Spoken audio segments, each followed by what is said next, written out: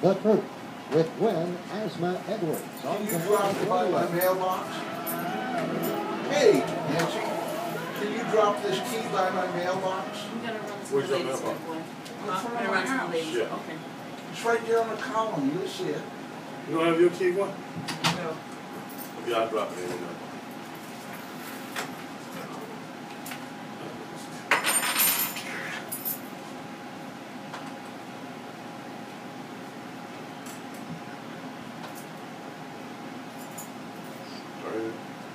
Man, you've been sitting much too long, much too long. Welcome, welcome, welcome. Welcome to Truth, the radio program designed with you in mind, a program whose sole purpose is to empower you, the listener, for information leads to knowledge, and knowledge is No, not now. power. And as always, I want to empower you to take control of your life, those things that impact you, your family, and your community. As always, too, I want you to go to the website at www.win-truth.com so you can access all of the resource listings that will link you to the information you need to make you what? All powerful. That's links to your municipalities, your county agencies, state agencies, federal agencies, and advocacy groups. Also, go to the website so you can answer and respond to the survey that we have on the website. I just got to do this for a minute to make sure it's it. See that? Which will ask you the question, or if you are in agreement with the Supreme Court ruling in regards to health care, what others refer to as Obamacare. Okay?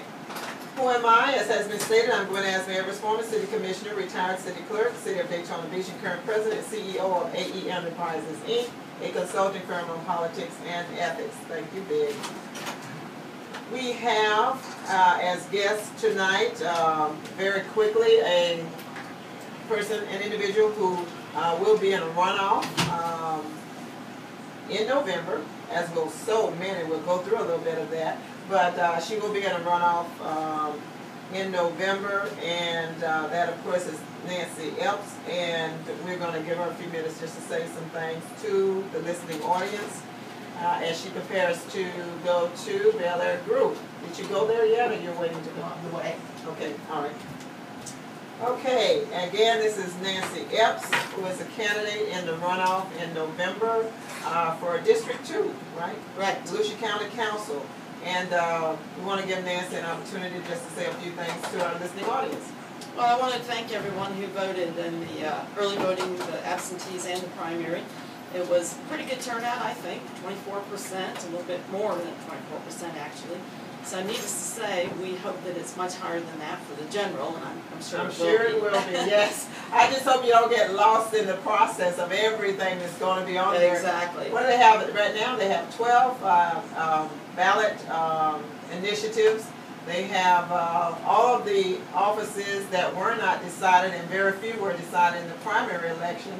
And I don't know how many sides, too, or ballot parts they will have. I'm sure they'll have at least a front and a back, and depending upon where you reside, you know, of course, they should pretty much be all the same at this point, because all of the partisan offices have been decided, and there will be Republicans running against Democrats and the like, and then the nonpartisan offices that were not yet decided, all of those will be on the ballot as well. So you should all have basically the same ballot issues, with the exception of course, your municipalities. Everyone will have from the county level up, and then your municipalities will have differing either ballot issues or officials that will be running for office. How do you feel good then about the primary results? And you know, I'm sure you were outspent, weren't you? Pretty much. Gosh, yes. That's an understatement. I know, I was just going to say that's an understatement, of course. So actually, when you think about it, you did really fairly well given that, and given the fact, too, that I know there were a lot of paid staff on the other side, but you had friends and others who were out there supporting you and working with you. And, right. And so you were kind of outsourced and outspent. Outmanned. Yeah, but still to be able to come in, what was it, around 30 something? You know, it changed often enough that the final numbers, I believe, were 36 30+% for me, Close to and 37. about 44% for Mr. Wagner, and 18.4% for Mr. Ellie. Okay. So, needless to say, I'm counting on having a good turnout in the general for with just 2 people now, you know, to have that gap closed. Absolutely. And as the newspapers and the media keep saying, this is our return of and a repeat of the face-off that you guys had the last time you ran, where you came close, and it was how many? 77 or 67? 67. For some reason, the news journal keeps printing 77, but it was actually 67. Ah. So it was very, very close. Out of over 36,000 votes, that was about as close as you can get.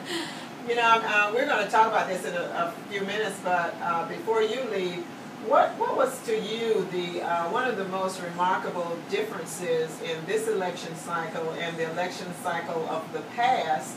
Because I think there are some grave and great differences between them. And what stands out most in your mind concerning, you know, this primary election that you've just gone through? So the thing that just, I almost feel like saying the thing that rattled you the most, number one, and then the thing that stood out to you in terms of that election process for the primary. Well, this time there were only 3 of us in the primary, whereas 4 years ago there were 6. So the partisan support was more evenly divided, I guess you could say, this year than it was 4 years ago, because there was more than one candidate of the Republican Party persuasion than 4 years ago. And this time it was a Republican, a Democrat, and an NPA. So which you are. I am the NPA. Right. So yeah, that was a concern for me, of course, that one or the other party would overshadow my capabilities just because of the partisan support. So I'm glad to have that phase over with, needless to say. And now it's just up to the voters to listen to the issues. Well, would you not say, though, because one of the things that I saw and felt during the elections, even the nonpartisan races, is that there was a lot of partisanship. There was, yes. And it will continue. It will. Through the November, and probably even more so through the November. It just won't be quite as split as it was this past time, because I believe my Everybody percentage would have been a lot higher otherwise. Right. Okay. And the most remarkable, other than that, in terms of fewer candidates, what was the most lasting impression that you have, that you carry with you from the primary election? Well, there was a lot of camaraderie, actually. You know, even the candidates who were opposing each other weren't really too vicious. not in my race, anyway, now. Other races, I think, were a little different, but in my race, anyway. And of course, at the early voting, you're all out there like you're practically in a refugee camp or something, you know, with your canopies and your like food, a tag dogs almost, right? Yeah. And so you spend a lot of time talking to other candidates, and the early voting is really where I believe the voters have an opportunity to communicate with the candidates the most, because we are out there all day for 10 days or however long, you know, this year, and on election day, you're everywhere, as you know. I had 22 precincts, I believe, to cover, so I wasn't in any one place very long, and just the numbers of people showing up at any given time are greater also. So you really don't have a chance to talk to anyone like you do at the early voting. So I encourage people to take that into consideration. Even if you don't vote that way, you might want to just come and talk to the candidate. Or, of course, call us, you know, go to our websites. My website is electNancyEpps.com.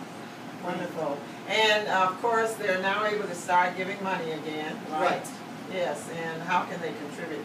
I do have a donation link on my webpage, which is PayPal. So it'll take you right to that, or else my address, of course, is there. The campaign address is on the website. So I encourage people to look there. If I say it now, nobody will remember it, so they might as well just look. And actually, if they put a search in, and if they have internet access, just put in Nancy Epps, and that should pop up somewhere. It should, yes. Yes. And I also have a Facebook page, by the way. Okay. So there will be a repeat for all of those who may have complained about early voting and how close everything was to whatever. There will be a repeat, and as a result, those of you who don't want to go through that, oh gosh, what would I call it, you know? If you don't want to go through all of that, you know, that happened during the early voting, because I did hear some people, I'm sure you did too, complaining about, you know, the candidates being so close. Right. And unless they change the total policy where even if one was not as close as they were, somebody else would be there. So the policy Right. would have to change. But remember to vote absentee ballot, or you can do early voting, or you can wait and go to your precinct and vote. And it seemed to be almost, I don't know, maybe almost a little bit evenly split in a lot of that. Closing comment, because I know you want to rush on over to Bel Air Community Group, who will have, what I gather, Lentz and Traeger there, sharing their ideas with those who are in attendance. And so to allow you to go ahead and share your closing comments with our listening audience. Well, I do encourage everybody to do their homework and become an educated voter. That's the real crux of our republic, is having people elect representatives who they believe in because they know something about them. I mean, the number of signs someone has, or the size of the signs, or quite frankly how much money they've had donated to them is not really a good indicator.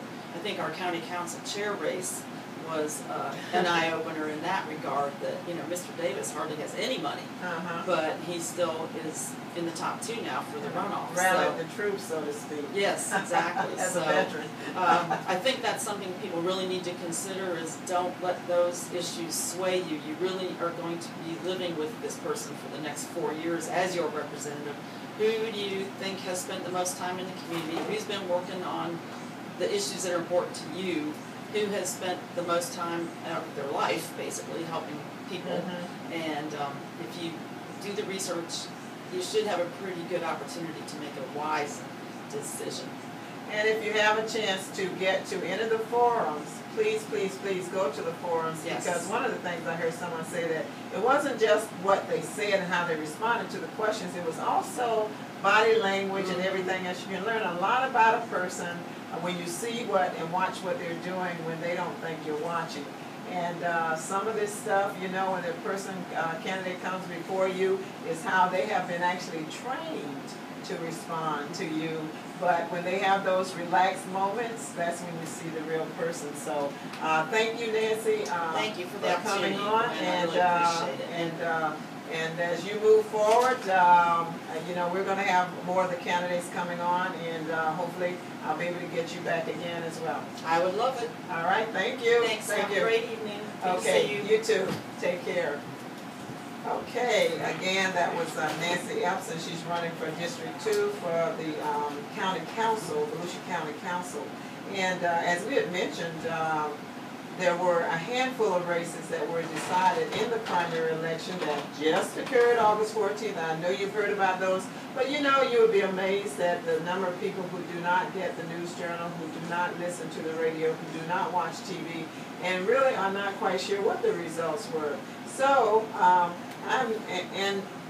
there's still some people too, Pastor Larry, who don't understand the process, and did not understand, as with the primary, that a lot of offices could have been decided at the primary, and you would not have had an opportunity to weigh in on that through your vote had you not voted in the primary.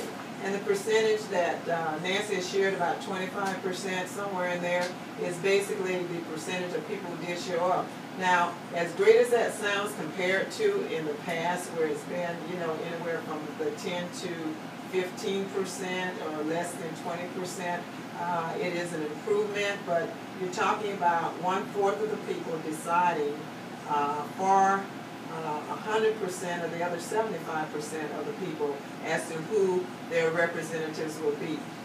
And I can tell you, as an individual who is no longer part of this electoral and election process, because I came in third, unfortunately, but the number of people who said to me when I was doing the door knock and the like, and said this, Pastor Larry, this is Larry Edwards, pastor of St. John Missionary Baptist Church Incorporated, and also my hubby, but who said to me proudly, you know, I don't vote.